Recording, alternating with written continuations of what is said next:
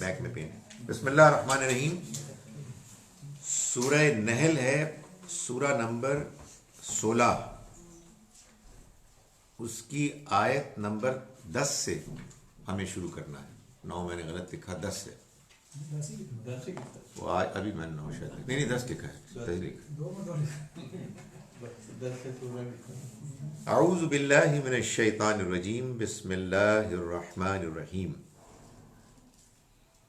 هو الذی انزل من السماء ماء، وہی ہے کہ جس نے اتارا آسمان سے پانی، لکم تمہارے لیے، منہ شراب، اس میں تمہارے لیے پینے کا بندوبست بھی ہے، یعنی تم اس میں سے پیتے ہو، ومنہ شجر، اور اس میں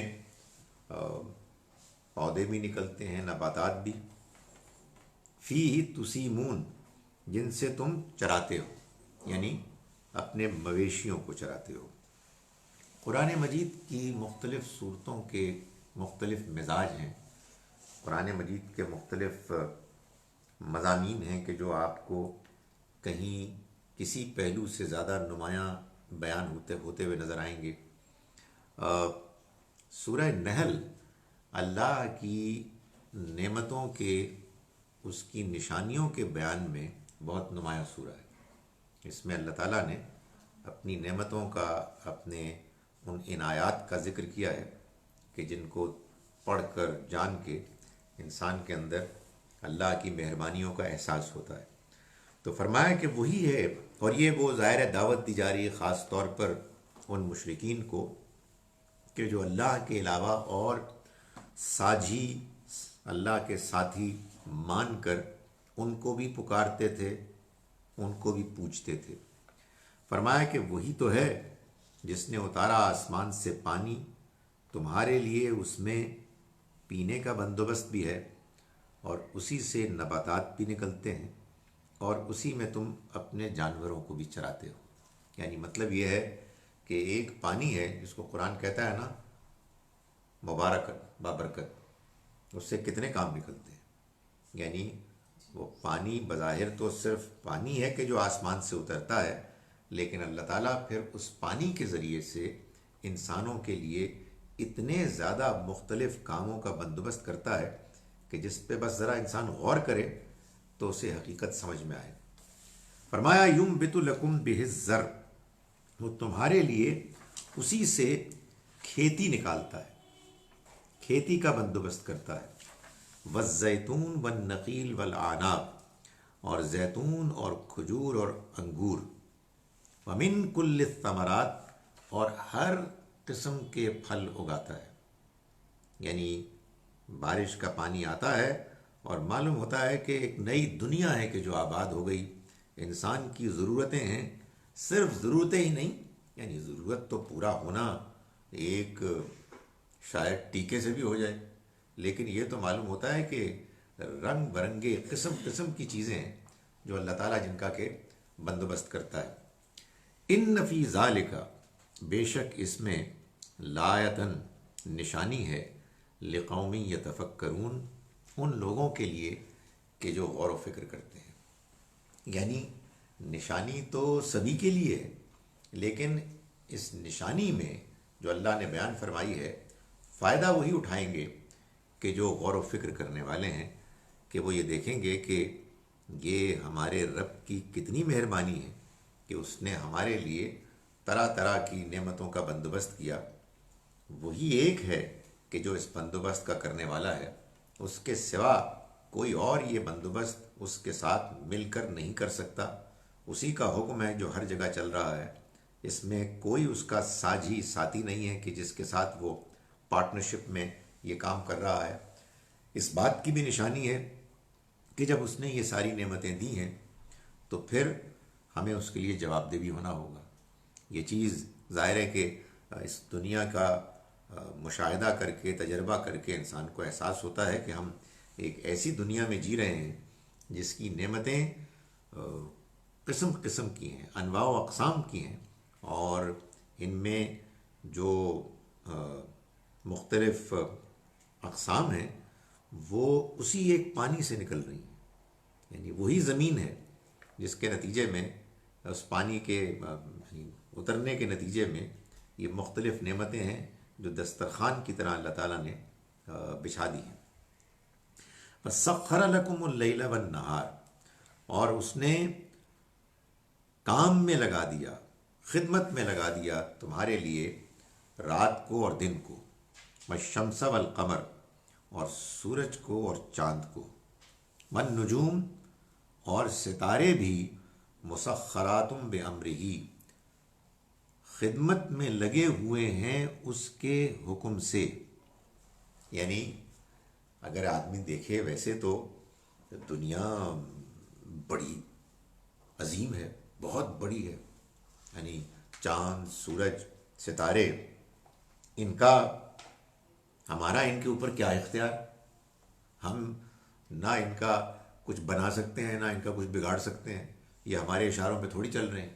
لیکن یہ عجیب بات ہے کہ یہ بہت بڑی دنیا، اور اس دنیا میں جو اس کے نظام کے جو مختلف پہلو ہیں، ان کی عظمت اور بڑائی، سورج کا بڑا ہونا، سورج کا ہم سے بہت دور ہونا، اسے اس چیز سے نہیں روکتا کہ وہ ہماری خدمت کرے. خدمت کرے یعنی ہماری ضرورت پوری کرے. ہمیں دن کی روشنی کی ضرورت پیش آتی ہے، ہمیں دن کے وقت تپش کی، ایک ٹیمپریچر کی ضرورت پیش آتی ہے، ہمیں رات کے اندھیرے کی ضرورت پیش آتی ہے، ہمیں اس میں سکون اور ایک خنکی چاہیے ہوتی ہے. یہ سب بندوبست ہو رہا ہے. کون کر رہا ہے؟ سورج، چاند، ستارے. یہ کون کروا رہا ہے؟ اللہ. وہ ہے کہ جس نے ان کو ہماری خدمت میں لگا دیا. یعنی ویسے تو جو بیچارے خدام ہوتے ہیں ان پر آپ کا روب چلتا ہے اور آپ ان کو حکم دیتے ہیں. یہاں یہ کمال ہے کہ یہ خدمت تو ہماری کر رہے ہیں لیکن ہمارے روب میں نہیں. وہ ہے کہ جو ان کو ہماری خدمت میں لگائے ہوئے ہیں. فرمایا ان فی ذالک، بے شک اس میں لآیات، بڑی نشانیاں ہیں، لقومی یعقلون، ان لوگوں کے لیے کہ جو عقل سے کام لیں. یعنی آپ عقل سے کام لیں، اپنے ذہن کو استعمال کریں تو آپ کو یہ احساس ہو کہ ہماری ضرورت تو بالکل موجود تھی مگر ہمارا اختیار کوئی نہیں تھا.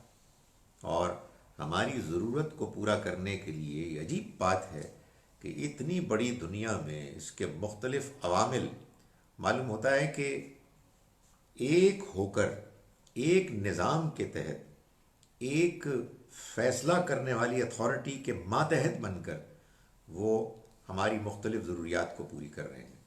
اس میں بڑی نشانیاں ہیں ان لوگوں کے لیے کہ جو عقل سے کام لینے والے ہیں.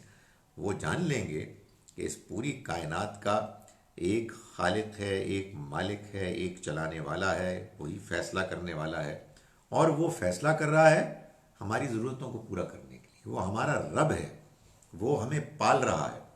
اس لیے ہمیں اس کا شکر گزار ہونا ہے، ہمیں اس کی ان مہربانیوں کا اعتراف کرنا ہے.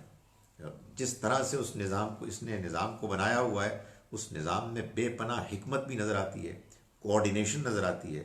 تو یہ ماننا چاہیے نا کہ جس نے یہ نظام بنایا ہے، جو اس نظام کو چلا رہا ہے، وہ بہت مہربان ہے، بہت عنایت کرنے والا ہے، اور وہ ہم کو ہماری ضرورتوں کو پورا کرنے کے لیے اس بندوبست کو اس نے ممکن بنایا ہوا ہے. فرمایا والنجوم، اور ستارے بھی مسخرات بامرہ، وہ بھی اسی کے حکم سے چل رہے ہیں.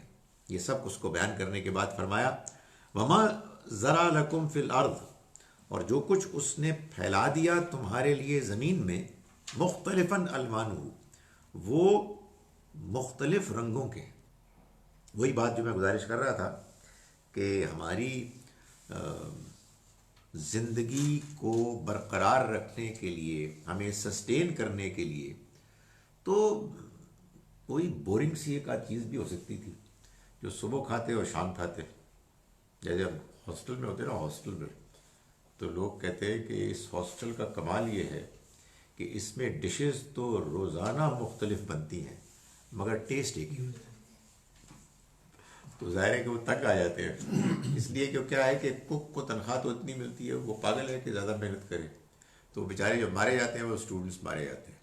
لیکن الحمدللہ ہاسٹل سے باہر کی زندگی بہت اچھی ہے، اس میں بڑی ورائٹی ہے، اس میں اللہ تعالیٰ نے جو رنگ برنگے اور مختلف ذائقوں کے ایسی چیزیں، سبزیاں، کھانے پینے کے اور امکانات پیدا کیے ہوئے ہیں، یہ اسی کی طرف سے۔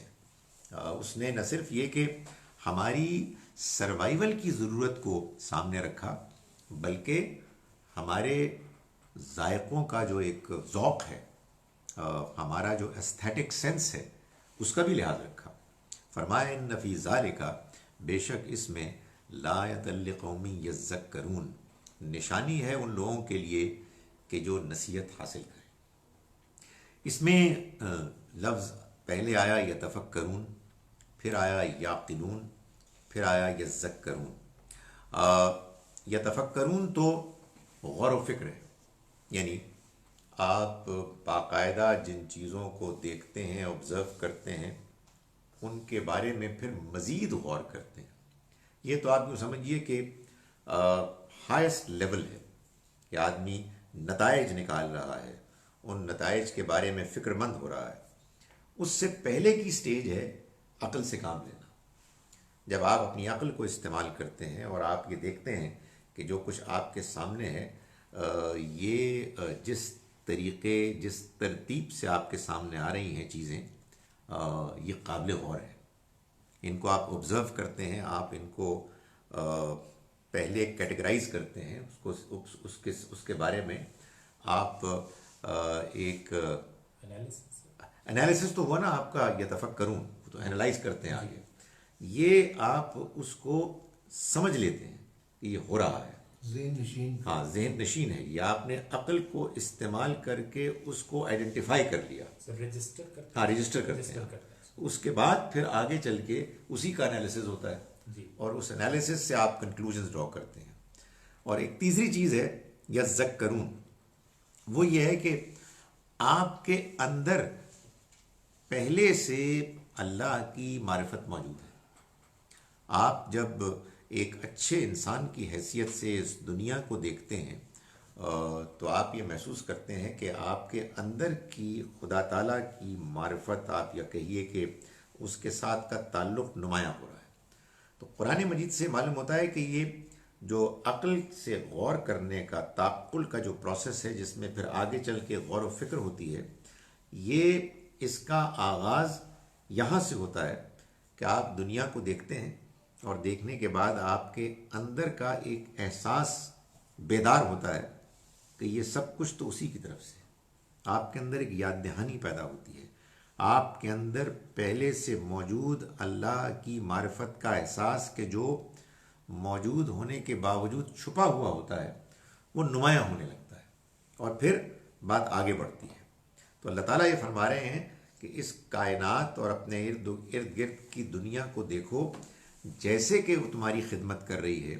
جب تم اس کو دیکھو گے، اس پر غور کرو گے، اس کا تجزیہ کرو گے، تو تم یہ محسوس کرو گے کہ یہ وہ نشانیاں ہیں کہ جن نشانیوں کو دیکھنے کے بعد ان کو عقل کے ساتھ اس پر غور کرنے اور غور و فکر کرنے کے بعد تم اللہ کو پہچانو گے اور اس دنیا کی حقیقت کو پہچانو گے کہ یہ ایک ایسی آزمائش ہے جس کے بعد تمہیں اپنے اس اللہ کو جواب دینا ہے جس نے اپنی صفات کو، اپنے ایٹریبیوٹس کو ان نعمتوں کی مہیا کرنے کے ذریعے سے شو کیا ہے۔ یعنی وہ ان نعمتوں کے پیچھے موجود ہے، جو ان پر غور کرے گا وہ اللہ کی صفات تک پہنچ جائے گا۔ تو اس کا مطلب یذکرون کا کیا ہوا؟ یا ذکرون نصیحت حاصل کرتے ہیں، یعنی ان کے اندر جو پہلے سے ایک معرفت موجود ہے اس کی یاد دہانی ہو جاتی ہے، وہ گویا کہ نمایاں ہو جاتی ہے، آپ کو اس کا احساس ہو جاتا ہے، ریوائیو ہو جائے، ریوائو ہو جاتی ہے۔ یہ انت مذکر بھی قرآن شریف میں آیا ہے۔ وہ اسی چیز کو کہا ہے نا کہ نبی صلی اللہ علیہ وسلم کا کام یہ تھا کہ آپ لوگوں کو یاد کراتے تھے، یعنی ان کے اندر کی جو حقیقت ہے قرآن کی آیات کے ذریعے سے اس کو نمایاں کرتے تھے۔ تو یاد دہانی ہوتی تھی. وَهُوَ الَّذِي سَخَّرَ الْبَحْرَ، وہی ہے کہ جس نے خدمت میں لگا دیا سمندر کو. میں نے گزارش کی نا کہ اس سورہ مبارکہ میں اللہ تعالیٰ نے اپنی نعمتوں کو کھول کھول کر بیان کیا. وہی ہے کہ جس نے خدمت میں لگا دیا سمندر کو لِتَأْكُلُوا مِنْهُ لَحْمًا طَرِيًّا، تاکہ تم ان میں سے تازہ گوشت کھاؤ. لحمن طریًّا یعنی مچھلی کا. آپ کے سوال کا جواب میں دینا ہے، وہ نوٹ ہوا ہوا ہے. وہ میرے ان ایریاز میں سے ہیں کہ جس میں میں ایبسنٹ تھا بیماری کی وجہ سے، تو میں ادھر ادھر پہلے I'll get it. You will have it. تو یہاں تو وہ مچھلی ہے کہ جو جائز ہے، اس میں تو کوئی مسئلہ نہیں ہے. انہوں نے کچھ تھوڑی سی مشکل چیزیں پوچھ لی تھی. تو لحمن طریًّا تازہ گوشت.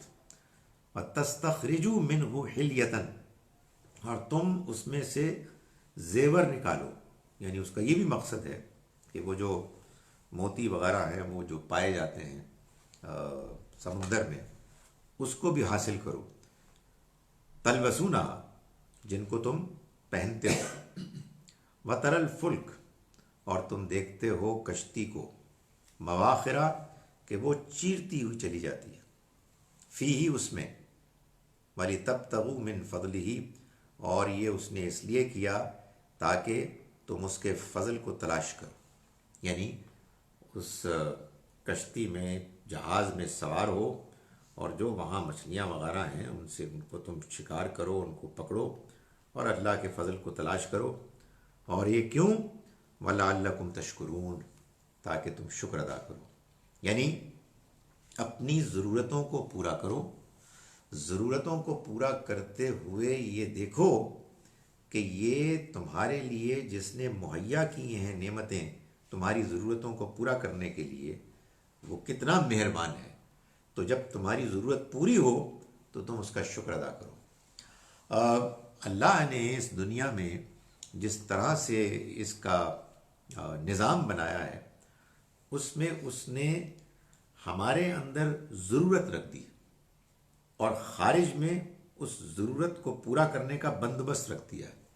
ہمارے اندر یہ احساس رکھ دیا ہے کہ ہم جب بھی ہم پر کوئی احسان کرتا ہے تو ہم اس کا شکر ادا کرتے ہیں. لیکن عام طور پر جو احسان کرتا ہے وہ ہم کو نظر آتا ہے، ہم اس کا شکر ادا کر دیتے ہیں. اس نے اپنے آپ کو ہم سے، ہماری نگاہ سے دور رکھا ہے، لیکن اپنی نعمتوں کے ذریعے سے، اپنے فیصلوں کے ذریعے سے اس نے اپنے آپ کو نمایاں کر دیا. لیکن یہ اس کو جاننا، اس کی معرفت، اس کو پہچاننا، یہ ہوگا جب ہم اپنی عقل کو استعمال کریں گے. تو آپ یوں سمجھیے کہ ایک بھرپور امتحان ہو گیا. ہم اس دنیا کے اس امتحان میں کہ جس میں ہمیں ایک ایسی زندگی گزارنے کے لیے کہا گیا ہے کہ جس میں اصل حقیقت ہم سے چھپی ہوئی ہے. ہم پردہ غیب میں ہیں، یعنی ہم غیب کی دنیا میں رہ رہے ہیں، اور جو اصل اللہ تعالیٰ کی ذات گرامی ہے وہ اپنے آپ کو نمایاں کر رہی ہے ان نشانیوں، ان نعمتوں کے ذریعے سے جو ہماری ضرورتیں پوری کر رہی ہیں.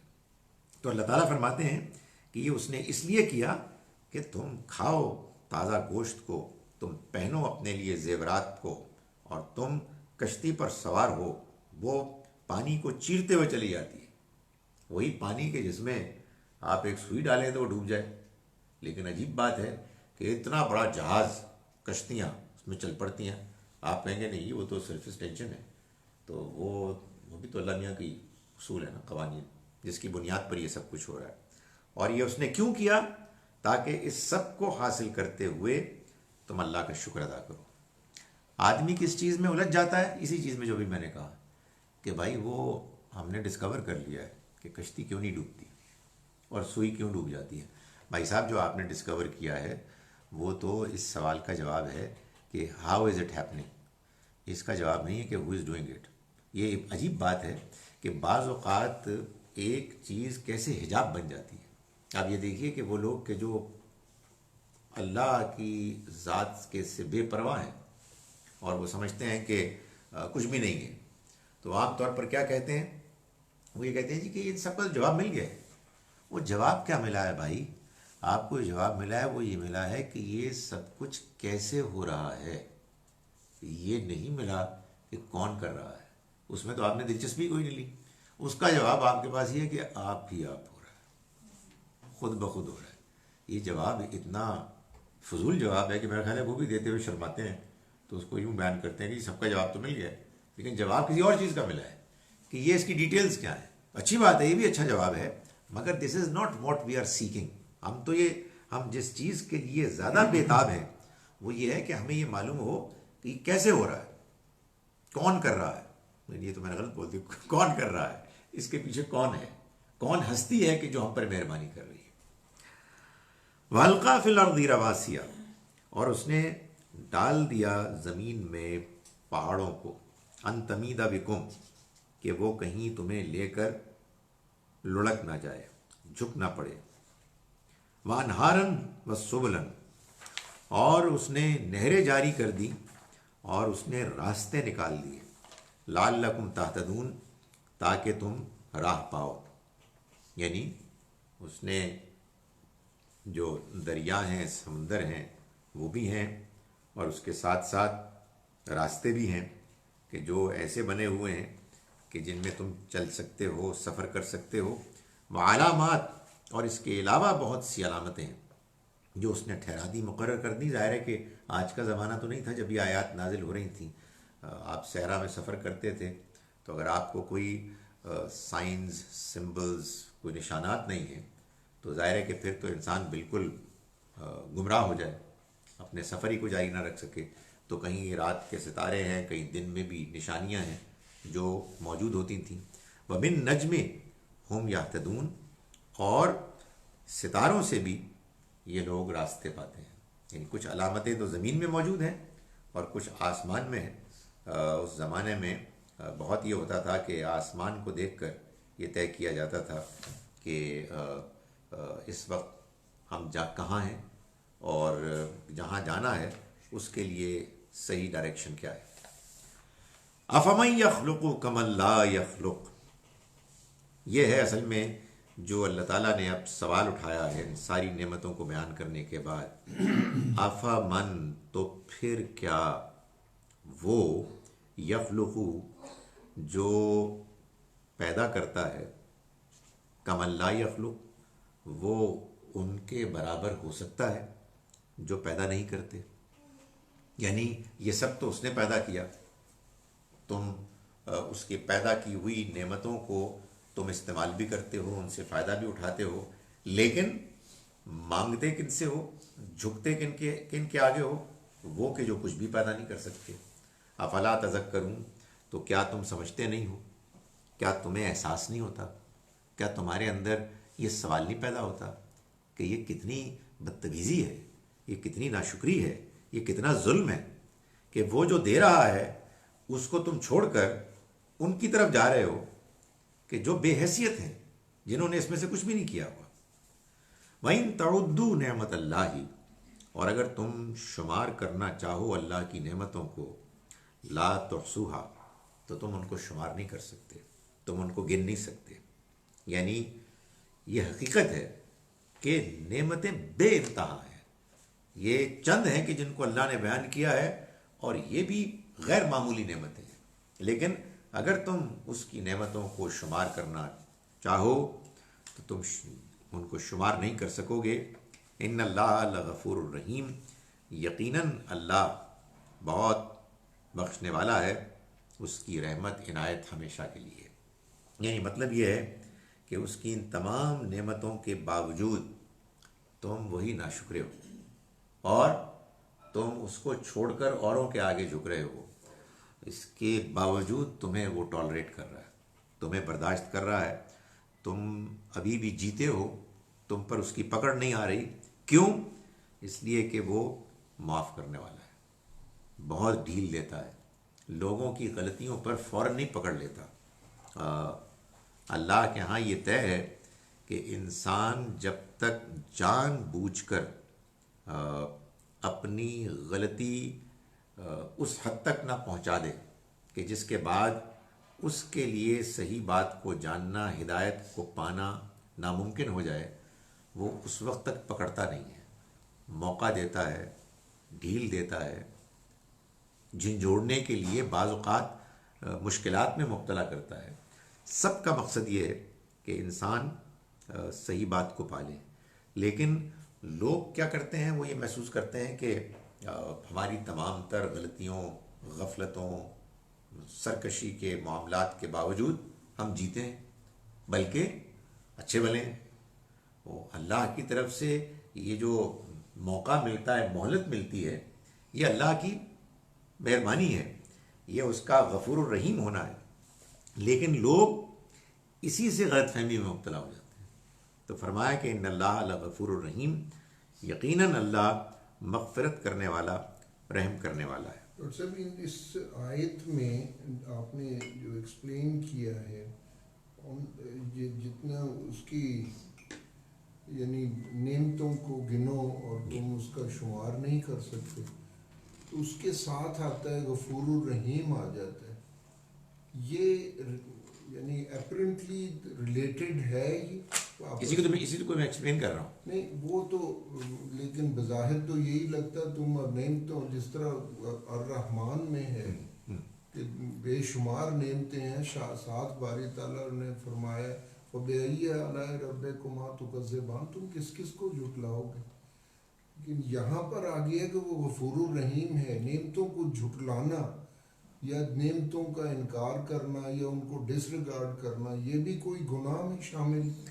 یقیناً دیکھیں، بات یہ ہے کہ قرآن مجید میں جتنی بھی آیات ہیں وہ اولاً ان لوگوں کو خطاب کر رہی ہیں کہ جن کے سامنے قرآن اترا، ان کا رویہ ہے کہ جس پہ اللہ تعالیٰ تبصرہ کرتے ہیں۔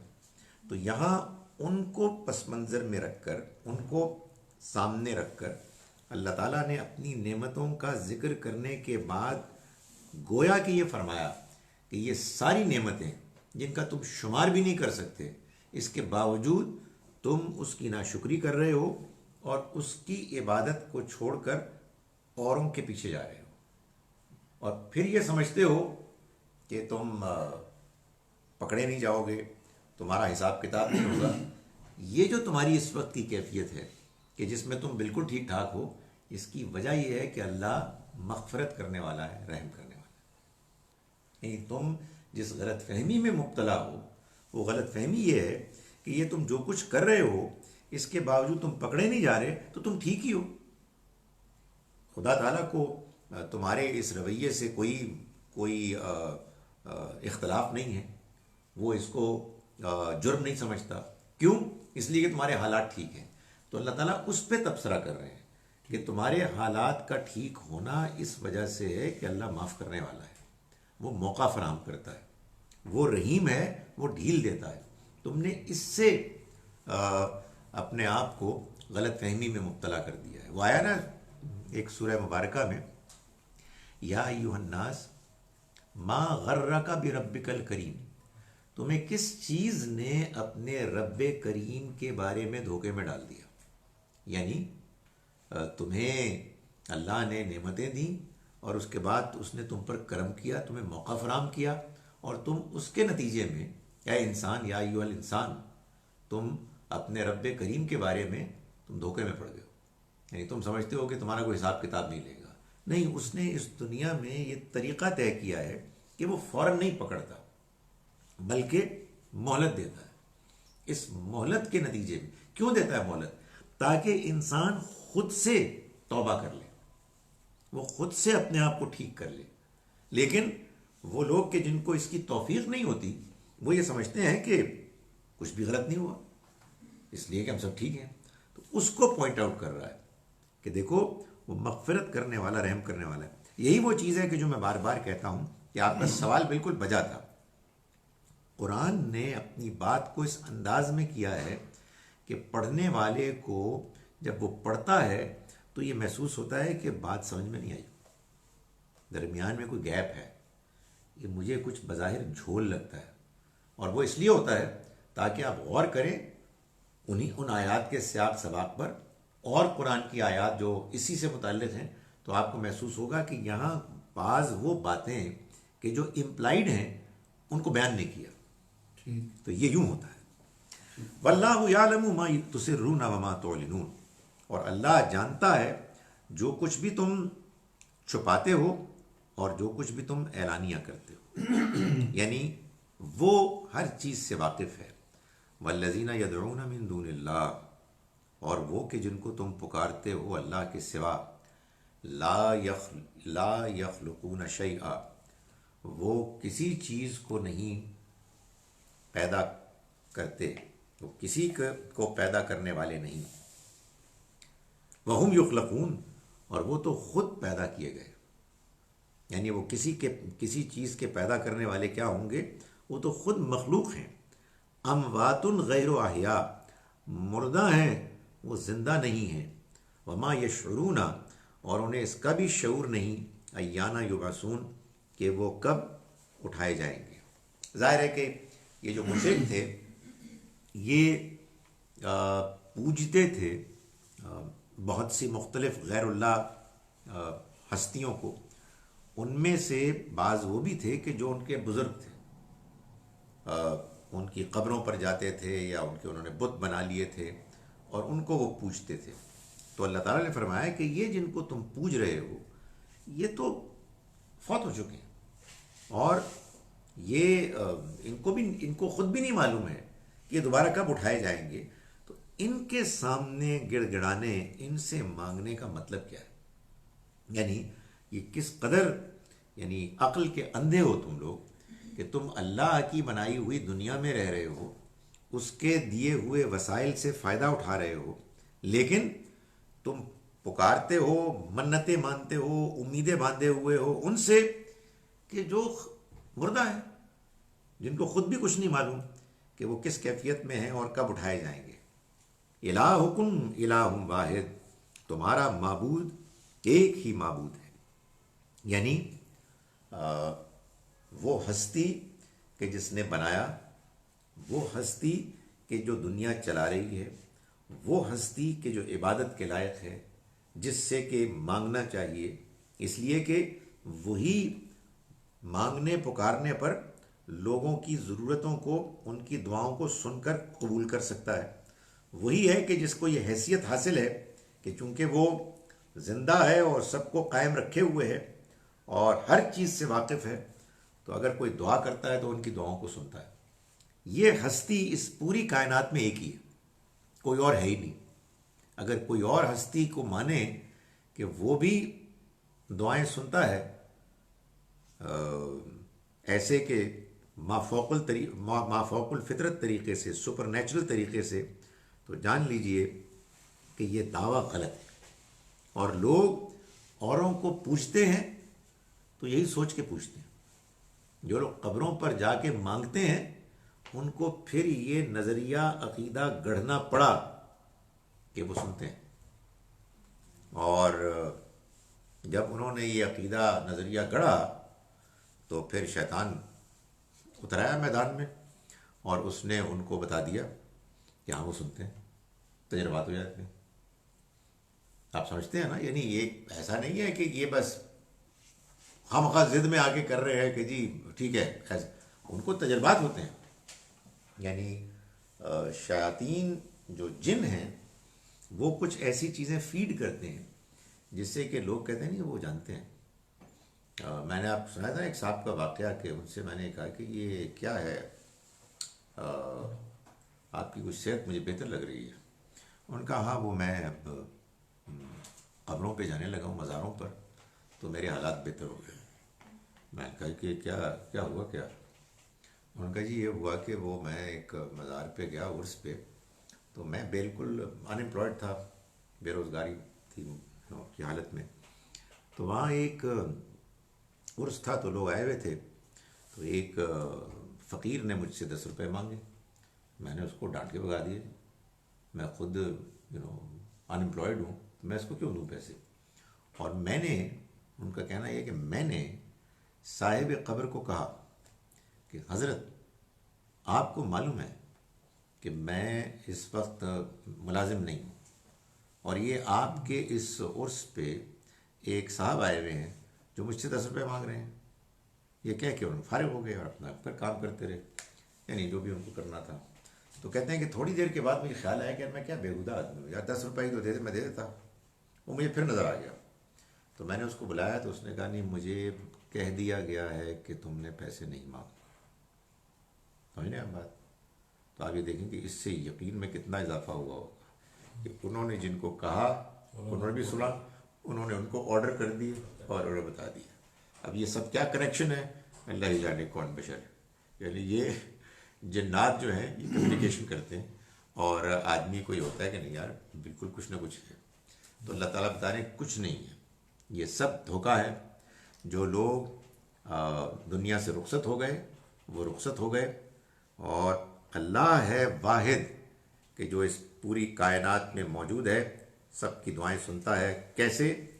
ما فوق الفطرت طریقے سے. فالذین لا یؤمنون بالآخرہ، تو وہ لوگ کہ جو آخرت کو نہیں مانتے، قلوبہم منکرتن، ان کے دل منکر ہے، یعنی وہ اس دعوت کے بارے میں ان کے اندر ایک انکار، اعراض، عدم دلچسپی، بیزاری یہ پیدا ہو جاتی ہے ان کے دلوں میں جو آخرت کو نہیں مانتے. وہم مستکبرون، اور وہ تکبر کرتے ہیں، یعنی تکبر کی وجہ سے وہ انکار کریں. دو چیزیں بیان کی گئی، ایک یہ کہ وہ چونکہ آخرت کو نہیں مانتے اس وجہ سے ان کے اندر یہ اللہ کی آیات، اللہ کے پیغام کے معاملے میں ایک بیزاری ہے، وہ اس میں دلچسپی نہیں لیتے. یہ تو اصل میں بڑی سادہ سی بات ہے کہ جب آپ نے اللہ آخرت کو نہیں ماننے سے مراد یہ نہیں ہے کہ وہ یہ نہیں مانتے کہ مرنے کے بعد اٹھنا ہے، یعنی آخرت میں میرٹ پر حساب کتاب نہیں ہوگا بلکہ سفارش کی بنیاد پر ہوگا، پرچی چلے گی. میں جن کا دامن تھامے ہوئے ہوں، جن کو میں نے اپنا مانا ہوا ہے بڑا اللہ کے علاوہ، وہ مجھے حساب کتاب میں اس کی سختی میں بچا لیں گے. قرآن کا یہ اعلان ہے کہ جو یہ انڈرسٹینڈنگ رکھتے ہیں وہ آخرت کو نہیں مانتے. اس لیے کہ آخرت کو ماننے کا مطلب یہ نہیں ہے کہ آپ نے میٹرک کی طرح کا رٹا لگایا ہوا ہے کہ پہلا سور پھونکا جائے گا تو سارے مر جائیں گے، دوسرا سور پھونکا جائے گا تو سب زندہ ہو جائیں گے، اس کے بعد ایک عدالت قائم ہوگی. یہ تو تفصیلات ہیں، اس سے کیا فرق پڑتا ہے؟ آپ کی زندگی پر اس کا کوئی اثر نہیں ہوا، آپ نے اس کے نتیجے میں اپنے سوچ کے انداز کو ایڈجسٹ نہیں کیا. تو قرآن کے نزدیک یہ بالکل آخرت کو نہ ماننا ہے کہ لوگ یہ سمجھیں کہ وہاں حساب کتاب جب ہوگا تو اس میں ان کے اپنے ایمان اور عمل کے علاوہ بھی کوئی چیز ہے کہ جو مؤثر ہوگی. تو یہ تو ہوئی پہلی بات کہ جو آخرت کو نہیں مانتے ان کے دل اس سے منکر ہیں، یعنی وہ بیزار ہیں، وہ اعراض کرتے ہیں. اور دوسری بات وہ مستکبرون، وہ گھمنڈ میں مبتلا ہو گئے. اس کا کیا مطلب ہے؟ مطلب یہ ہے کہ آپ نے ایک ابتدائی بات کی اور یہ کہا کہ نہیں یہ جو آپ بات کہہ رہے ہیں ہم کو اس سے دلچسپی نہیں ہے، وجہ یہ ہے کہ آخرت میں ہمارا معاملہ ٹھیک ہو جائے گا. تو قرآن تو بالکل اسٹریٹ ہے، وہ تو بتا رہا ہے کہ آخرت میں تو ہوگا ہر انسان کا معاملہ میرٹ کی بنیاد پر. تو اس کے بعد ایک نیکسٹ سٹیپ آدمی لیتا ہے اور وہ یہ کہتا ہے میں نے نہیں سننا، تم ہوتے کون بیان کر رہے ہیں. یہ ہے تکبر. سمجھے بات؟ بھائی بات یہ ہے کہ ہمارا کانسیپٹ غلط ہو سکتا ہے، میرا نقطۂ نظر، میری سوچ غلط ہو سکتی ہے، اس لیے کہ میری سوچ تو وہی ہوگی کہ جو میں نے پیچھے سے لی ہے، اپنی فیملی سے لی ہے، اپنے بیک گراؤنڈ سے لی ہے، نو پرابلمس. لیکن آگے بڑھوں گا تو کوئی بندہ کہے گا کہ یار تم کیا مانتے ہو. اس موقع پر دو ہی امکانات ہیں، یا میں بات دھیان سے سنوں گا کہوں گا یو رائٹ، بڑی غلطی ہو گئی، یا تم ہوتے کون ہو، تمہاری حیثیت کیا ہے، میں تمہاری بات کیوں سنوں. یہ ہے گھمنڈ، تکبر. تو یہ دونوں چیزیں ساتھ چلتی ہیں. میں اسی لیے کہتا ہوں، گزارش کرتا ہوں کہ بھائی آپ جس مذہب پر یا مذہبی نقطۂ نظر پر، اس کلپ میں یار ایک بڑا بلڈر ہو گیا، میں نے صرف مذہب بولا، حالانکہ مقصد میرا تھا مسلک بھی. اصل میں مسلک بولنا چاہیے تھا. آپ جس مسلک پہ پیدا ہوئے ہیں آپ اس پر عمل کریں، لیکن آنکھیں کھول کر. کل کو کوئی بندہ آگے پوائنٹ آؤٹ کرے تو آپ اس کی بات سنیں. آپ بات سنیں گے, آپ کے اندر تکبر نہیں ہوگا تو آپ اپنی اصلاح کر لیں گے. تو یہاں یہ ہو رہا ہے کہ ایک تو یہ کہ وہ پہلے سے گڑبڑ ہے, یعنی وہ آخرت کو ٹھیک طرح سے نہیں مان رہے, اور دوسرا یہ کہ ان کے اندر تکبر بھی ہے, چنانچہ وہ بات بھی نہیں سن رہے. لا جرم, کوئی شبہ نہیں, ان اللہ یعلم ما یسرون وما یعلنون, کہ اللہ خوب جانتا ہے جو کچھ وہ چھپاتے ہیں اور جو کچھ وہ اعلانیہ کرتے ہیں. جو اعلان کر رہے ہیں, جو بیان کر رہے ہیں, وہ تو یہ ہے کہ یہ بات ہمیں ٹھیک نہیں لگ رہی, یہ اپیلنگ نہیں ہے, کوئی نشانی تو دکھاؤ. اور جو چھپا رہے ہیں وہ اصل میں یہ ہے کہ ہم کو جو پہلے سے امیدیں ملی ہوئی ہیں, جس کی بنیاد پر ہم نے اپنا یہ سارا نظام بنایا ہوا ہے, یہ اس کو تباہ کرنے آئے ہیں, تو ہم ان کی بات کیوں مانیں؟ Why should we accept a point of view which is going to completely change the pattern of our lives؟ ہم نہیں کرنا چاہتے, یہ اندر کی بات ہے. انہ لا یحب المستکبرین, اور یقیناً وہ تکبر کرنے والوں کو پسند نہیں کرتا. یعنی وہ لوگ کہ جو دوسرے کی بات سننے سے انکار اس لیے کرتے ہیں کہ وہ یہ کہتے ہیں کہ جو بات میرے پاس ہے, جو بات میرے بزرگوں کی ہے, وہی صحیح ہے, اس کے علاوہ ہم کوئی اور بات سننے کے لیے تیار نہیں ہیں. اسی طرح کی آیات ہیں کہ جن کو پڑھ کر آدمی سوچتا ہے کہ یار مسلمان قرآن پڑھتے ہیں, کیونکہ ہمارا تو یہ رویہ ہے کہ جو بات ہم نے سن لی ہے اس کے بعد ہم اس پر مصر ہیں, اس کے علاوہ ہم کوئی اور بات سننے کے لیے تیار نہیں ہیں. اور وہ بات بھی کیسے سنائی جاتی ہے؟ دلائل شواہد سے نہیں, بلکہ جذباتی انداز میں, اونچی آواز میں تقریر ہوتی ہے, اور آدمی پھر اس سے مروب کیا ہو جاتا ہے, ڈر جاتا ہے کہ کوئی اور بات نہیں کی جا سکتی. آپ کوئی غور کریں کہ ہمارے ہاں بہت سے لوگ جو بات اپنی زبان سے کہہ رہے ہوتے ہیں, وہ اس لیے کہہ رہے ہوتے ہیں کہ لوگ کہہ رہے ہیں, اور اگر کوئی اور ڈفرینٹ بات کریں گے تو مار پڑ جائے گی, یہ خوف ہوتا ہے. وَإِذَا قِيلَ لَهُمْ مَاذَا أَنزَلَ رَبُّكُمْ, اور جب ان سے کہا جاتا ہے کہ وہ کیا چیز ہے کہ جو تمہارے رب نے نازل کی, قالوا اساطیر الاولین, تو وہ کہتے ہیں کہ یہ تو اگلوں کے افسانے ہیں. یعنی مطلب یہ ہے کہ یہ جو لیڈرشپ ہے ان کی, قریش کی, یہ مشرکین, ان کو جب پوائنٹ آؤٹ کیا جاتا ہے کہ تمہارے رب نے جو کلام نازل کیا ہے, یہ قرآن, یہ کیا ہے, تم نے غور کیا ہے اس میں جو باتیں ہیں ان کو تم نے سنا ہے, تم نے اس کو سمجھنے کی کوشش کی ہے؟ تو ظاہر ہے کہ اس میں وہ لوگ بھی اس میں آگے ہوں گے کہ جو ان کے فالوورز ہیں, کہ بھائی یہ جو یہ مسلمان باتیں کر رہے ہیں اور ہم تک بھی پہنچ رہی ہیں, آپ کا کیا پوائنٹ آف ویو ہے؟ تو ایسے ہی تکبر کے ساتھ کہتے ہیں کہ یہ تو اگلوں کے افسانے ہیں. یعنی بجائے اس کے کہ وہ بات کی حقیقت کو سمجھیں, وہ اصل میں اپنے فالوورز کو اپنے سے ہٹانا نہیں چاہتے. یہ بڑی پرابلم ہوتی ہے.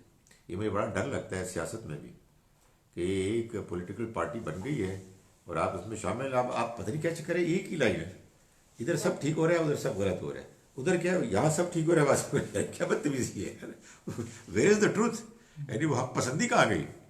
تو یہ ایک عجیب, ایک بہت پرابلمیٹک چیز ہے کہ آپ یہ کہیں کہ جی جو یہ کہا جا رہا ہے یہ سب گپ ہے. کیا ہے؟ یہ اگلوں کے افسانے. کیوں؟ اس لیے کہ ظاہر ہے کہ قرآن مجید نے پچھلی قوموں کی جو داستانیں ہیں ان کو بیان کیا تاکہ لوگوں کو عبرت حاصل ہو, وہ یہ جانیں کہ اگر انہوں نے بھی ویسا کیا تو وہ بھی پکڑے جائیں گے. لیکن ہیں تو کہانیاں ہی, اگلوں کے افسانے, کچھ بھی نہیں.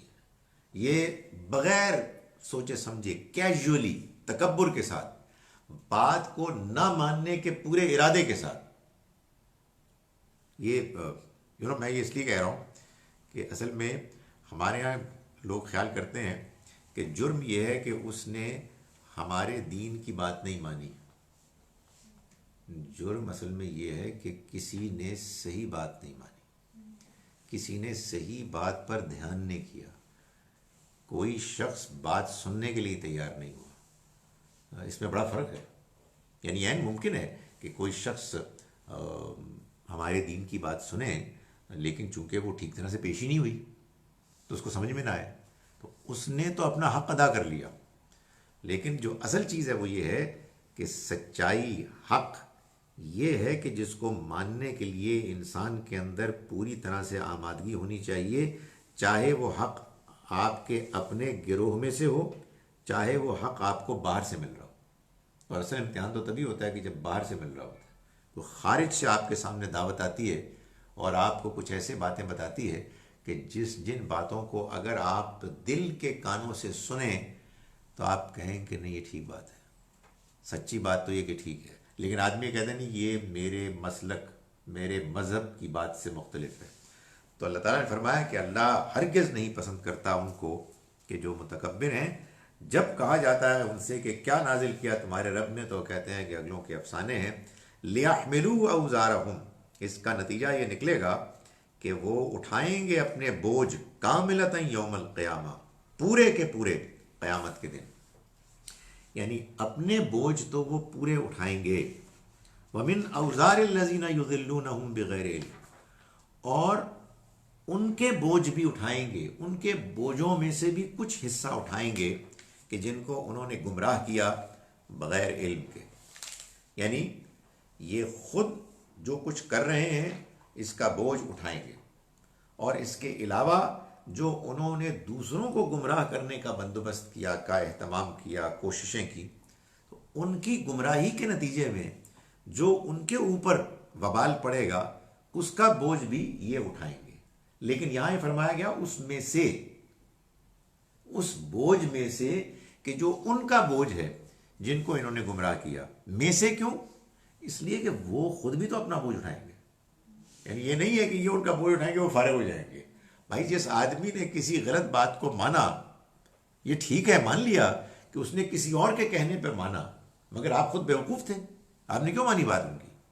تو یہ اپنا بوجھ اٹھائیں گے، وہ گمراہ کرنے والے اپنا بوجھ اٹھائیں گے، اور اپنے کے علاوہ ان کا بھی ایک حصہ اٹھائیں گے، اس لیے کہ انہوں نے ان کو گمراہ کیا۔ فرمایا کہ یہ ہوگا، اور یہ کیوں ہوا؟ اس لیے کہ انہوں نے ان کو گمراہ کیا بغیر علم کے۔ یہ اللہ تعالیٰ اس لیے کہتے ہیں کہ اگر کوئی شخص اچھی نیت کے ساتھ، جانتے ہوئے، ذمہ داری کے ساتھ کوئی بات کہتا ہے اور وہ غلط ہوتی ہے، پھر وہ جرم نہیں ہے، وہ تو نبی صلی اللہ علیہ وسلم نے فرمایا کہ اس کو ایک اس کا ثواب ملے گا، اجر ملے گا، جو صحیح بات کرے گا اس کو دوہرا اجر ملے گا۔ پہلی بات پہ کیجیے۔ پہلی بات یہ ہے کہ ایک آدمی جانتا ہے، واقف ہے، اور اس نے دیانتداری سے اپنی طرف سے صحیح بات کی، بات غلط تھی، ٹھیک ہے، تو اس کا اس کو اجر ملے گا۔ لیکن جس نے خلوص نیت سے بات کی اور بات بھی صحیح ہے، اس کو دوہرا اجر ملے گا۔ اس میں بھی آپ کہیں گے کہ اس کو دوہرا کیوں ہو سکتا ہے کہ خلوص اس میں زیادہ ہو؟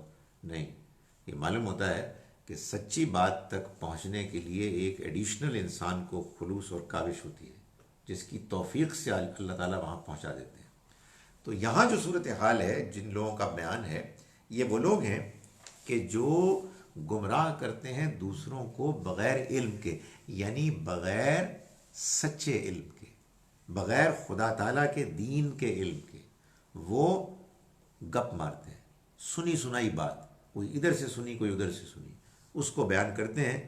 یہ ظاہر ہے کہ وہ چیز ہے کہ جو ایک گمراہی ہے اور لوگوں کو گمراہ کرنے کا ذریعہ بنتی ہے۔ تو فرمایا کہ الا ساء ما یزرون، جان لو کہ بہت برا ہے وہ بوجھ کے جو یہ اٹھائیں گے۔ میں ان آیات کا ترجمہ ایک مرتبہ پھر کر رہا ہوں۔ سورہ عنکبوت میں بھی جو ہے اسی قسم کا ذکر ہے، ایسا ہی ہے، بالکل اسقالہم اسقال ہے، بالکل۔ اور وہاں بلکہ انفیکٹ اس میں انہوں نے کہا ہے نا والنحمل خطایاکم، جی جی جی جی، ہم اٹھا لیں گے تمہارا بوجھ، تو اللہ تعالیٰ اس کو وہاں تو اس کے جواب میں ہے بڑے غصے میں کہتے ہیں نا کہ یہ تو جھوٹ بول رہے ہیں۔ بعض لوگ کہتے ہیں کہ تم ہمارے پیچھے چلو، ولنحمل خطایاکم، اور ہم تمہاری خطاؤں کو اٹھا لیں گے، وما ہم بحاملین من خطایاہم، اور وہ ان کی خطاؤں کو اٹھانے والے نہیں بنیں گے۔ لیکن پھر فرمایا کہ وہ اٹھائیں گے بوجھ، اور اوروں کے بھی اٹھائیں گے، اسقالم ما اسقالہم۔ ڈاکٹر صاحب یہ جب رسول کریم صلی اللہ علیہ وسلم تشریف لائے تو ان سے جب پوچھا جاتا تھا کہ آپ کون سا دین لائے، تو وہ فرماتے تھے دین ابراہیمی. تو کیا حضرت ابراہیم کے کوئی ماننے والے اس وقت مکہ میں موجود تھے؟ سارے ماننے والے، یعنی ابراہیم علیہ السلام کا نام لے کر ہی وہ یہ کام کرتے تھے. یعنی یہ بالکل ایسے ہی ہے کہ آپ پوچھیں کہ یہ لوگ جو جا کے غیر اللہ کو سے مانگتے ہیں مزاروں پر، یہ ان میں سے کتنے ہیں نبی صلی اللہ علیہ وسلم کو ماننے والے؟ سارے حضور کو مانتے. پر بتوں کو پوچھتے تھے وہ نام لے، وہ کہتے تھے کہ یہ اس کے خلاف نہیں ہے، اس میں کیا حرج ہے. یہی تو کہہ رہے ہیں اللہ تعالیٰ کہ کیا مصیبت ہے انہوں بغیر علم کے.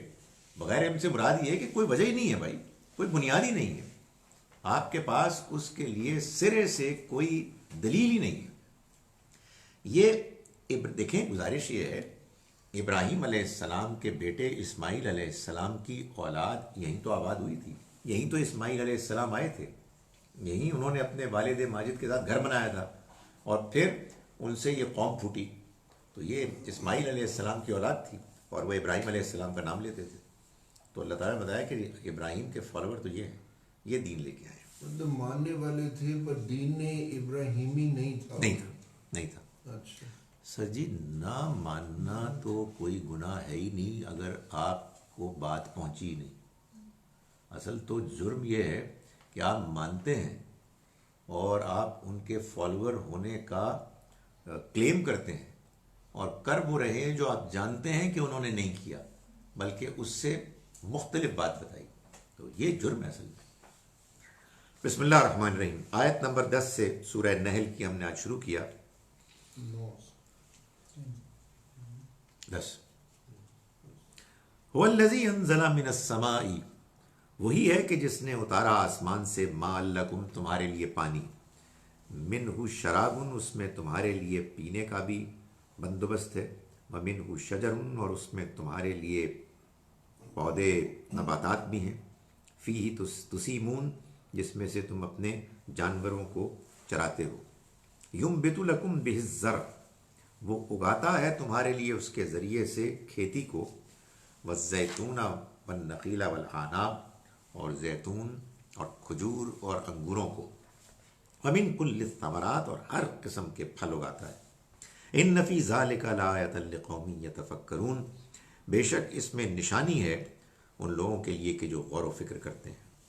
وسخر لکم اللیل والنہار اور اس نے خدمت میں لگا دیا تمہارے رات کو اور دن کو، والشمس والقمر اور سورج کو اور چاند کو، والنجوم مسخرات بامرہ اور ستارے وہ بھی خدمت میں لگے ہوئے ہیں اس کے حکم سے. ان فی ذلک لآیات اس میں بڑی نشانیاں ہیں، لقوم یعقلون ان لوگوں کے لیے کہ جو عقل سے کام لیتے ہیں. وما ذرا لکم فی الارض مختلفا الوانہ اور وہ کہ جو اس نے پھیلا دیا بکھیر دیا زمین میں وہ مختلف رنگوں کے ہیں، رنگ برنگے ہیں. ان فی ذالک اس میں بے شک لآیۃ بڑی نشانی ہے، لقوم یذکرون ان لوگوں کے لیے کہ جو یاد دہانی حاصل کریں. وہو الذی سخر البحر اور وہی تو ہے کہ جس نے خدمت میں لگا دیا سمندر کو، لتأکلوا منہ لحما طریا تاکہ تم کھاؤ اس میں سے گوشت فریش تازہ، وتستخرجوا منہ حلیۃ اور تم نکالو اس میں سے زیورات تلبسونہا جن کو تم پہنتے ہو، وتری الفلک اور تم دیکھتے ہو کشتی کو، مواخرہ کہ وہ چیرتی ہوئی، فیہ اس میں سے نکل جاتی ہے، وَلِتَبْتَغُوا مِنْ فَضْلِهِ اور یہ اس نے اس لیے کیا تاکہ تم تلاش کرو اس کے فضل میں سے، وَلَعَلَّكُمْ تَشْكُرُونَ اور یہ اس لیے کیا تاکہ تم شکر گزار ہو. وَأَلْقَىٰ فِي الْأَرْضِ رَوَاسِيَ اور اس نے ڈال دیا زمین میں پہاڑوں کو، أَن تَمِيدَ بِكُمْ کہ کہیں وہ تمہارے ساتھ لڑک نہ جائے، جھک نہ جائے، وَأَنْهَارًا اور اس نے بنائی نہریں دریا، وَسُبُلًا اور اس نے تیار کیے بندوبست کیا راستوں کا، لعلکم تہتدون تاکہ تم راہ یاب ہو، وعلامات اور دوسری علامتوں کا بھی بندوبست کیا، وبالنجم ہم یہتدون اور ستارے وہ تو وہ ہیں کہ جو ان کی رہنمائی کرتے ہیں، تاروں سے بھی وہ راستے پاتے ہیں۔ افمن یخلق، تو پھر کیا وہ کہ جو پیدا کرتا ہے، کمن لا یخلق، ان کی طرح ہو سکتا ہے کہ جو پیدا نہیں کر سکتے؟ افلا تذکرون، تو پھر کیا وہ تم نصیحت حاصل نہیں کرتے؟ وَإِن تَعُدُّوا نعمت اللہ، اور اگر تم شمار کرو اللہ کی نعمتوں کو، لا تحصوها، تم ان کی گنتی نہیں کر سکتے۔ ان اللہ لغفور الرحیم، یقیناً اللہ مغفرت کرنے والا، رحم کرنے والا ہے۔ یعنی ناشکرے ہو، اس کے باوجود نہیں پکڑے جا رہے فی الحال، اس لیے کہ وہ مغفرت کرنے والا، رحم کرنے والا ہے۔ واللہ یعلم ما تسرون وما تعلنون، اور اللہ خوب جانتا ہے جو کچھ بھی تم چھپاتے ہو اور جو کچھ بھی تم اعلانیہ کرتے ہو۔ والذین یدعون من دون اللہ، اور وہ کہ جن کو تم پکارتے ہو اللہ کے سوا، لا یخلقون شیئا، وہ نہیں پیدا کر سکتے کچھ بھی، وہم یخلقون، اور وہ تو خود پیدا کیے گئے ہیں، اموات، مردہ ہیں، غیر احیاء، وہ زندہ نہیں ہیں، وما یشعرون ایان یبعثون، اور وہ شعور نہیں رکھتے اس کا بھی کہ وہ کب اٹھائے جائیں گے۔ الہکم الہ واحد، تمہارا معبود تو ایک ہی معبود ہے۔ فالذین لا یؤمنون بالآخرہ، پھر وہ لوگ کہ جو آخرت کو نہیں مانتے، قلوبہم منکرۃ، ان کے دل تو بالکل بیزار ہیں، وہم مستکبرون، اور وہ تکبر کرتے ہیں۔ لا جرم، کوئی شک نہیں، ان اللہ یعلم، کہ اللہ جانتا ہے، ما یسرون وما یعلنون، جو کچھ وہ چھپا کر کرتے ہیں اور جو کچھ وہ اعلانیہ کرتے ہیں۔ انہ لا یحب المستکبرین، یقیناً وہ تکبر کرنے والوں کو ہرگز پسند نہیں کرتا۔ وَإِذَا قِيلَ لَهُمْ، اور جب کہا جاتا ہے، ماذا انزل ربکم، تو کیا چیز ہے کہ جو تمہارے رب نے نازل کی، قالو، تو وہ کہتے ہیں، اساطیر الاولین، یہ تو اگلوں کے افسانے ہیں۔ لیحملوا اوزارہم، اس کا نتیجہ یہ نکلے گا کہ وہ اٹھائیں گے اپنے بوجھ، کاملتاً، پورے کے پورے، یوم القیامہ، قیامت کے دن، ومن اوزار الذین یضلونہم بغیر علم، اور ان لوگوں کے بوجھ بھی اٹھائیں گے وہ کہ جن کو انہوں نے گمراہ کیا بغیر کسی علم کے، بے جانے بوجھے۔ الا ساء ما یزرون، اور جان لو کہ بہت برا ہے وہ بوجھ کہ جو یہ لوگ اٹھائیں گے۔ اقول قولی ھذا واستغفر اللہ لی۔ ڈاکٹر صاحب، یہ جو بحر کا لفظ ہے، یہ سمندر کے لیے ہے یا دریا کے لیے؟ مجمع البحرین آتا ہے تو وہاں پر دریاؤں کا تذکرہ ہوتا ہے، یہ بحر میں نے یہ دیکھا ہے کہ یہ قرآن مجید میں جو جس طرح استعمال ہوا ہے، یہ اپنے امکان کے لحاظ سے دونوں کے لیے ہے۔ یہ بتائے گا سیاق کہ اس موقع پر یہ لفظ، اس کا اطلاق کس کے لیے ہو رہا ہے۔ انہار کا بھی یہی معاملہ ہے، وہ سمندر کے لیے تو نہیں لیکن دریا کے لیے۔ سر آپ نے مسخر کی جہاں اردو کی آپ نے، اس میں آپ نے اس کے لیے جو یوز کیا ہے لفظ، آپ نے کہا کہ ان کے کام میں ان کے لگا دیا گیا، تو تسخیر مسخر ہم اس کو اس طرح ہی کر سکتے یہ ہمارے یہاں جو تسخیر کائنات ہے نا، اس کا مطلب جو ہے وہ جو لیا گیا ہے قرآن مجید میں اس طرح سے نہیں ہے۔ یعنی اللہ نے اس کائنات کو ہمارے حوالے ایسے نہیں کر دیا کہ تم اس پہ جا کے کمند ڈالو اور اس میں تلاش کرو وہ سب کچھ کہ جو تم ڈھونڈنا چاہتے ہو۔ میں یہ نہیں کہہ رہا کہ یہ نہیں ہو سکتا، مگر میں یہ کہہ رہا ہوں کہ قرآن کا موضوع نہیں ہے۔ قرآن مجید کا موضوع ہے آپ کو اس دنیا میں وہ رہنمائی دینا کہ جس کے نتیجے میں آپ آخرت میں کامیاب ہوں۔ چنانچہ اللہ نے جو بات ایمفیٹیکلی کہی ہے وہ یہ کہی ہے کہ وَخَلَقَ لَكُم مَا فِي الْأَرْضِ جَمِيعًا، اس نے پیدا کیا تمہارے لیے جو کچھ بھی زمین میں۔ تو زمین میں تو جو کچھ بھی ہے یہ اللہ نے تمہارے لیے تمہاری ضرورتوں کو پورا کرنے کے لیے پیدا کیا، اور یہ اللہ تعالیٰ نے جو وعدہ کیا ہے، فرمایا ہے، یہ ہم دیکھ رہے ہیں کہ پورا ہو رہا ہے۔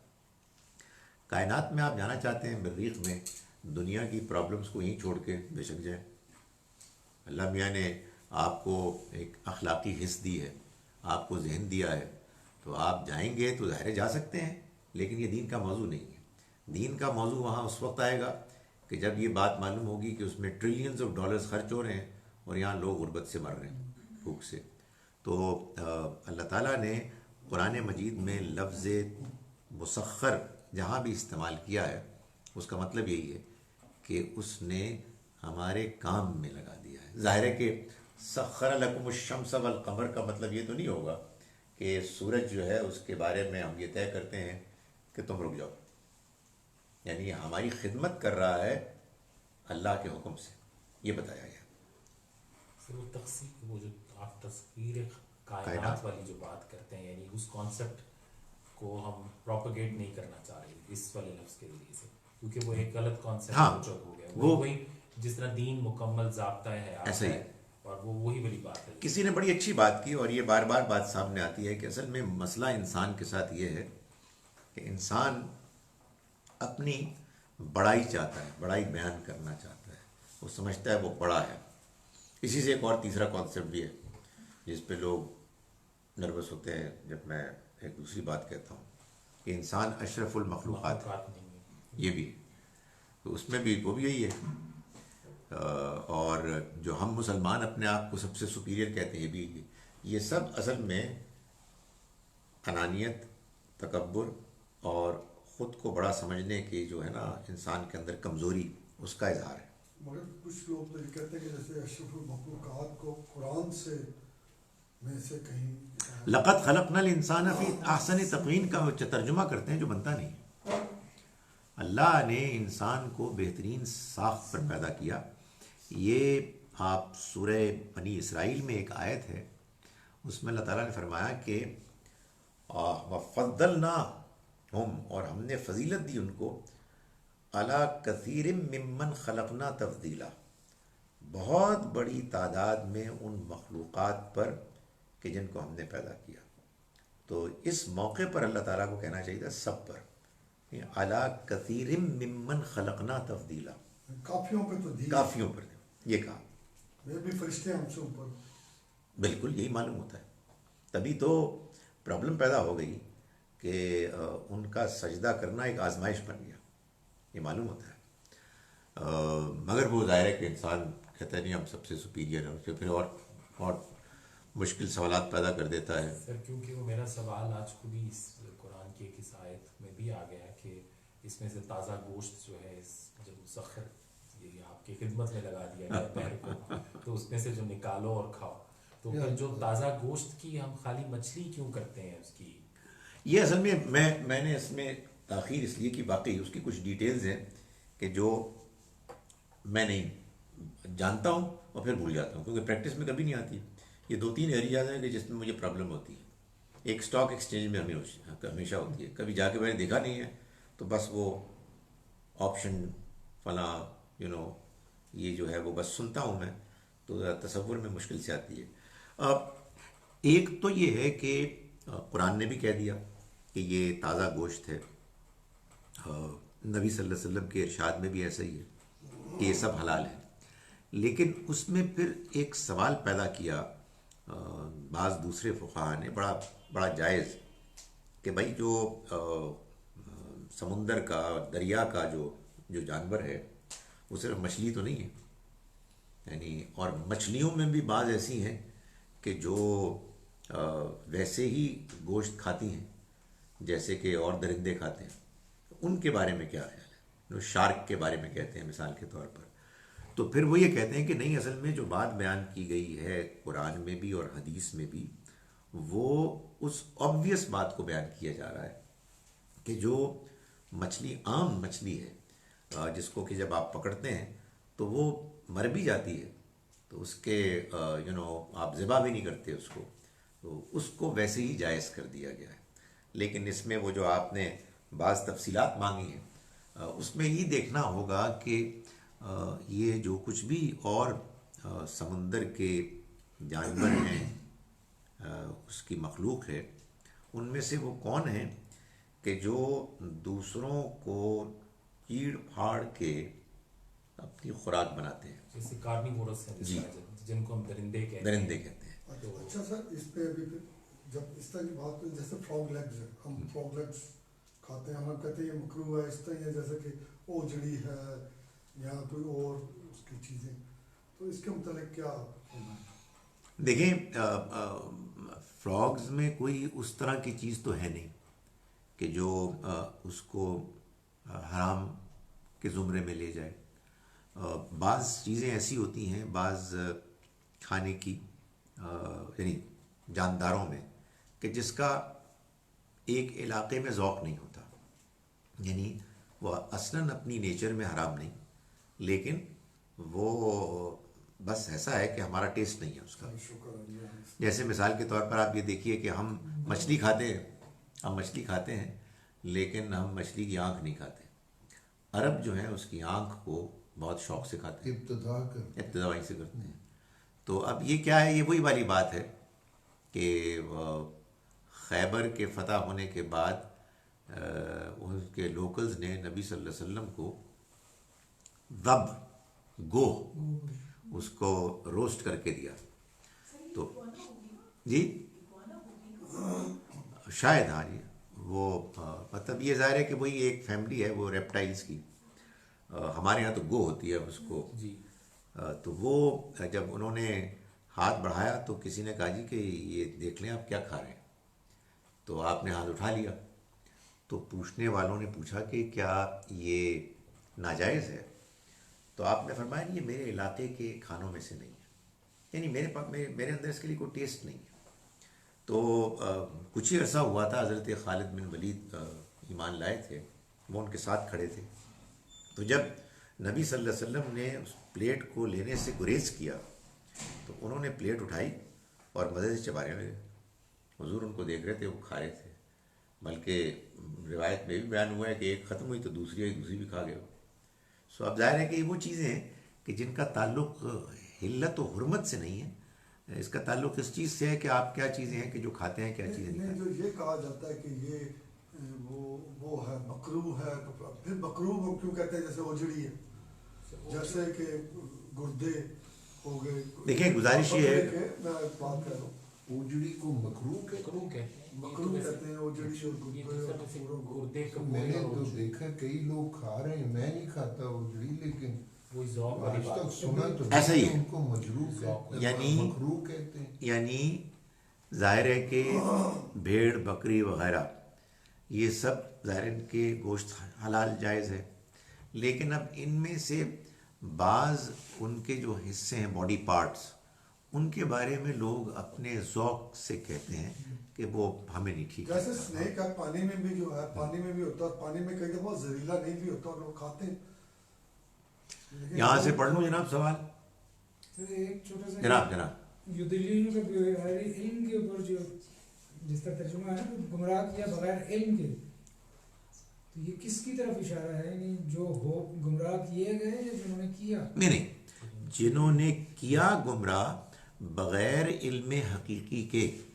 یعنی علم حقیقی کیا ہوتا ہے؟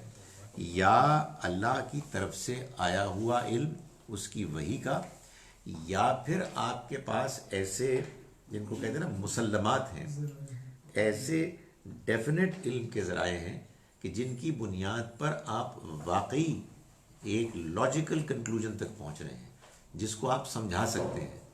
یہ جس بنیاد پر گمراہ کر رہے تھے سنی سنائی باتیں تھیں جو تیر تکے انسان لگاتا ہے نا اپنی عقل کے، اس کو کہا گیا بغیر علم کے مقابلے میں.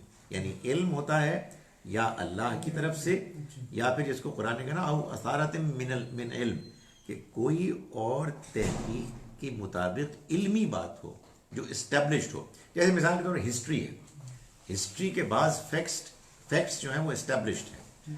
اسی طرح سے اب ہم سائنس کی باتیں کرتے ہیں بعض، کہ جس میں آپ باقاعدہ 2 اور 2 4 کی طرح ایکسپلین کرتے ہیں.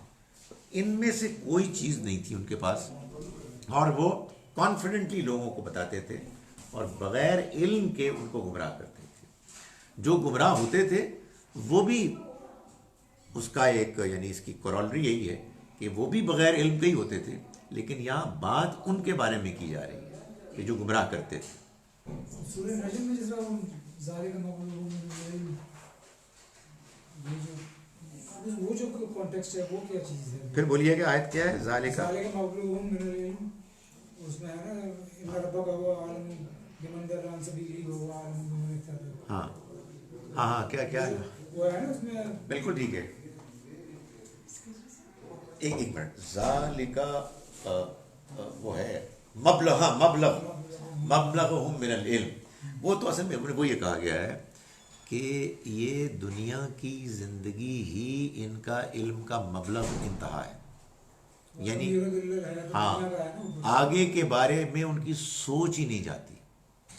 یہی آج کے لوگوں کے بارے میں بھی آپ کہہ سکتے ہیں کہ جو آخرت کو نہیں مانتے، دنیا ہی دنیا ہے. تو ذالک مبلغہم من العلم، یہ ان کا مبلغ، ان کے علم کا مبلغ یعنی انتہا بس یہی، اسی کے اندر پھنسے ہوئے. جی جی سر یہ جو آیت میں جو تھا کہ پہاڑ اللہ میاں نے بنائے تاکہ اسٹیبل، تو یہ کس طرح سر لائک اس کو دیکھیں اس کے بارے میں تو میں نے جو کچھ قرآن مجید میں بیان ہوا ہے اس کو بیان کر دیا ہے، لیکن میں نے سنا یہ ہے کہ یہ چیز اب زیادہ لوگ بیان کرتے ہیں سائنٹیفکلی بھی، کہ اس دنیا میں ہمارے اس پلینٹ میں پہاڑوں کا بیلنس کرنے کا ایک رول ہے. حقیقت یہ ہے کہ میں نے اس کو سرسری طور پر پڑھا، میں کہی تو پرابلی ایک اسٹیبلش بات ہے، تو زیادہ دیکھنے کی کوشش نہیں کی، لیکن لیٹس فائنڈ آؤٹ.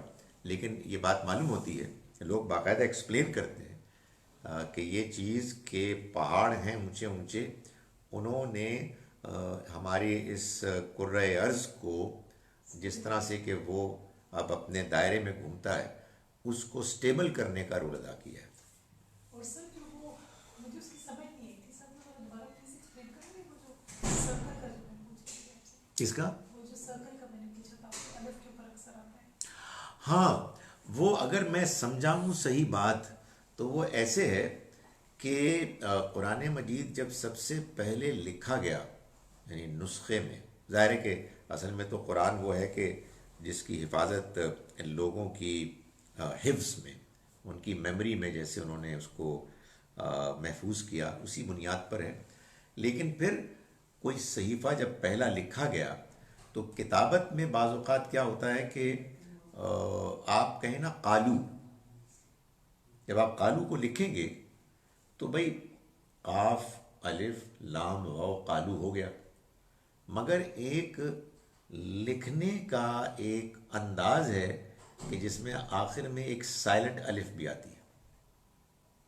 اب وہ جو لکھا گیا اس میں بعض جگہوں پر یہ مس ہو گیا، تو اب اس کو ڈالا گیا اور ایک چھوٹا سا زیرو کا نشان لگایا گیا. ہاں کہ یہ اضافہ ہے. یا بعض اوقات کہیں کوئی ایڈیشنل چیز آ گئی جس کو آنا نہیں چاہیے تھا.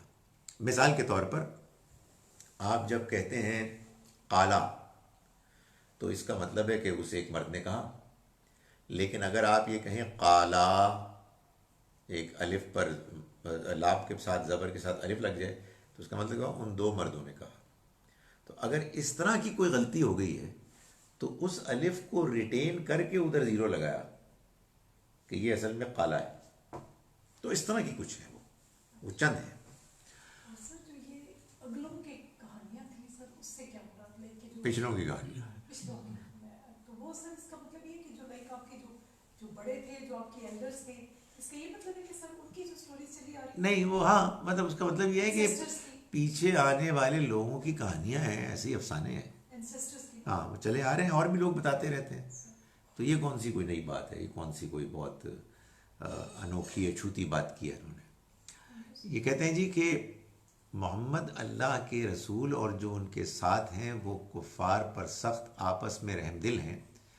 تم ان کو اللہ کے فضل اور اس کی خوشنودی کی طلب میں رکوع و سجود میں سرگرم پاؤ گے. ان کا امتیاز ان کے چہروں پر سجدوں کے نشانوں سے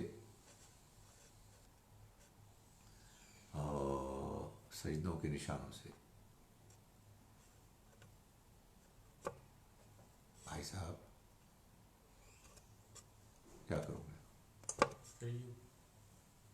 صحیح ترجمہ ہے صحیح کہ سجدوں کے نشان ہوں گے نشان ہاں سیماہم فی وجوہہم من اثر السجود، لیکن اس کو میں کیا کروں، میری انگلی بہت موٹی ہے کیا ہے یہ اس کا ایک I can't do it, sorry.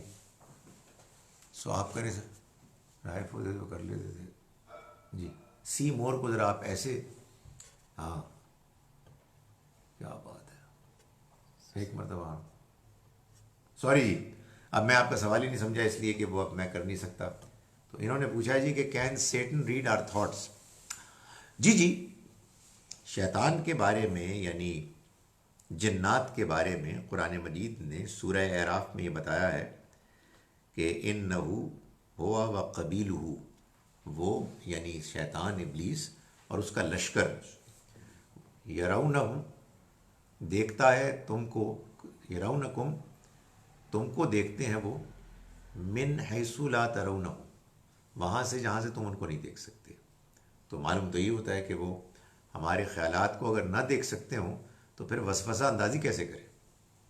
یعنی وہ وسوسہ اندازی یوں ہی کرتے ہیں کہ وہ ہمارے خیالات، ہمارے رجحانات، ہماری کمزوریوں سے واقف ہوتے ہیں اور پھر عین ہماری کمزوریوں کے اوپر وہ پھونک مارتے ہیں.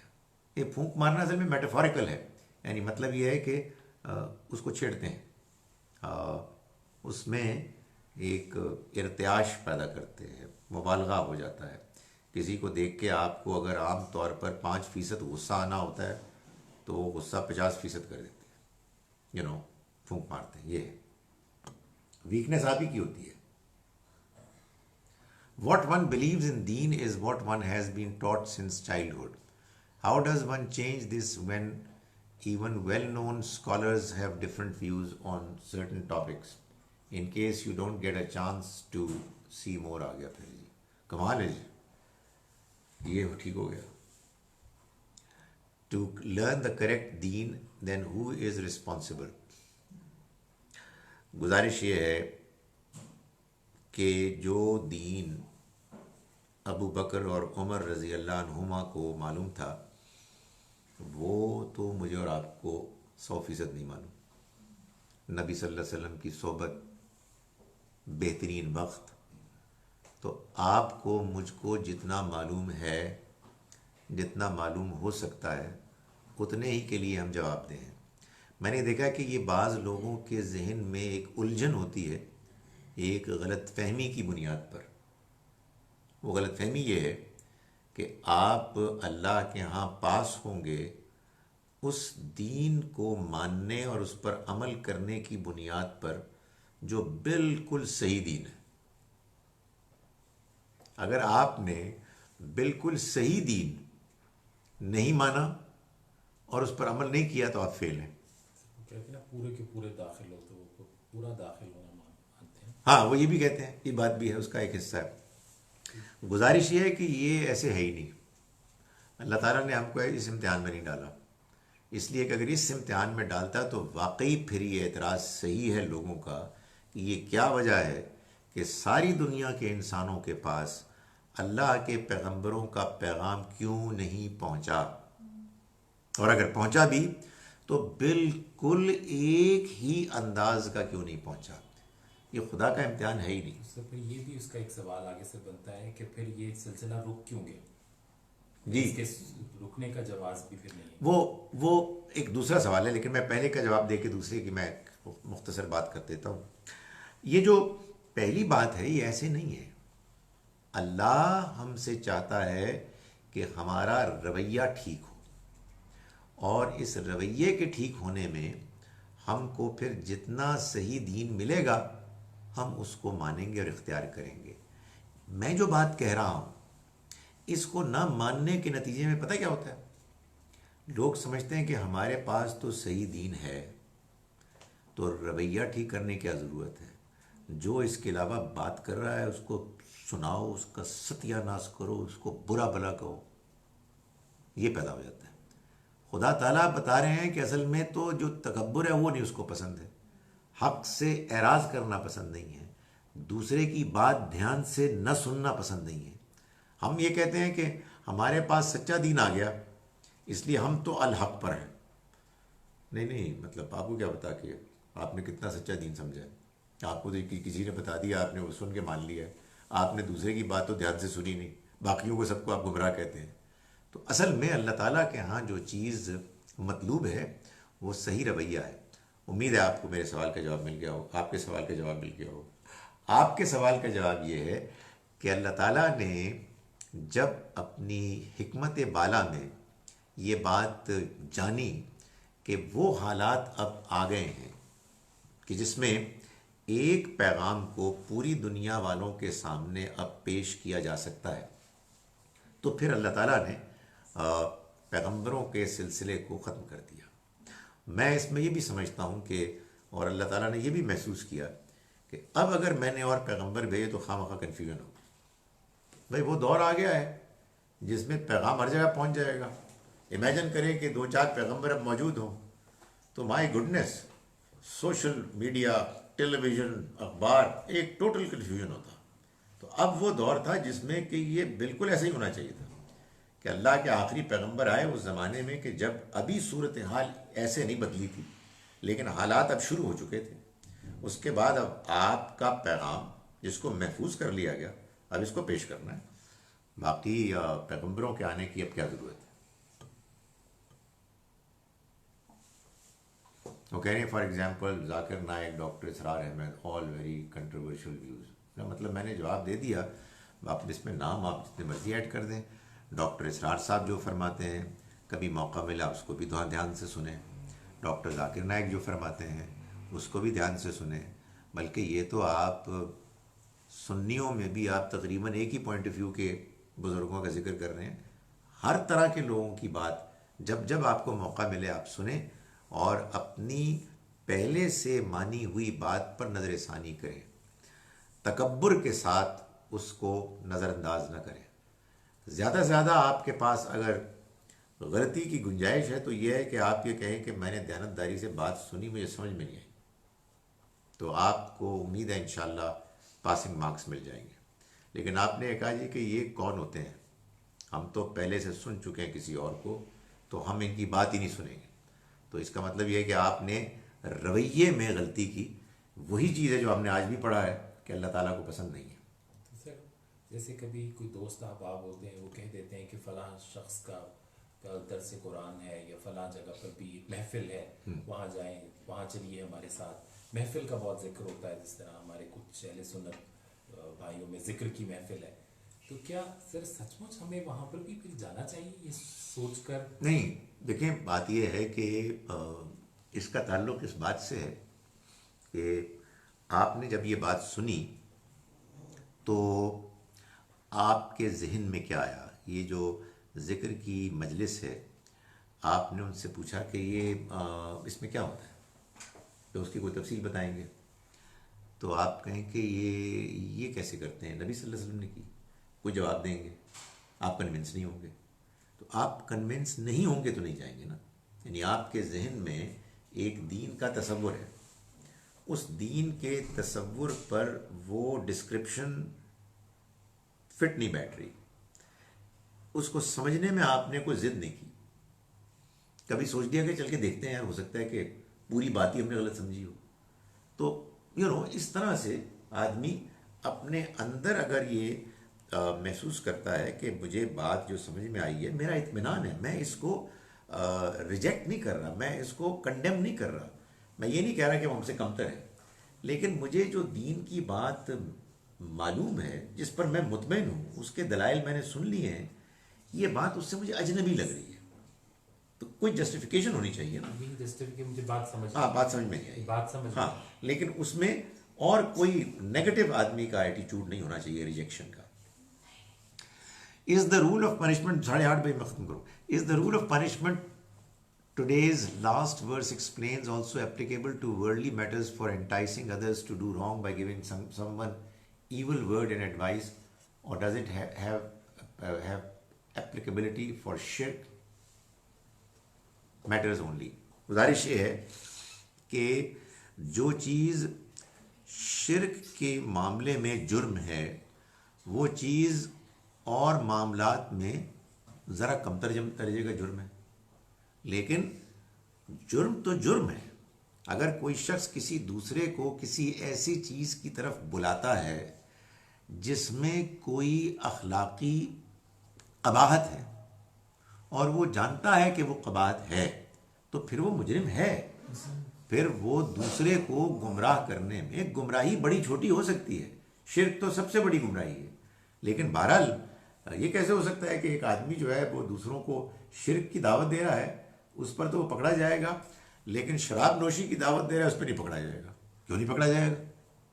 بھائی وہ بھی جرم ہے، وہ بھی جرم ہے، ایک جرم ذرا بڑا ہے، ایک اس سے چھوٹا ہے. اب یہ جو یوں کریں، کیا کریں یار اس کو. اور یہ قرآن ایسی چیز نہیں ہے کہ جو اللہ سے پرے پرے ہی گھڑ لیا گیا ہو، بلکہ یہ تصدیق ہے ان پیشن گوئیوں کی کہ جو اس سے پہلے موجود ہیں. اب محمد معین گورسی صاحب یہ نہ جانے کیا نہیں آپ آگے سے سر، آپ پچھلی مرتبہ یہ آپ کا سوال تھا، اس میں بھی سی مور میں کچھ گڑبڑ ہو رہی تھی. صحیح آپ والا سی مور کو کیا ہوتا ہے؟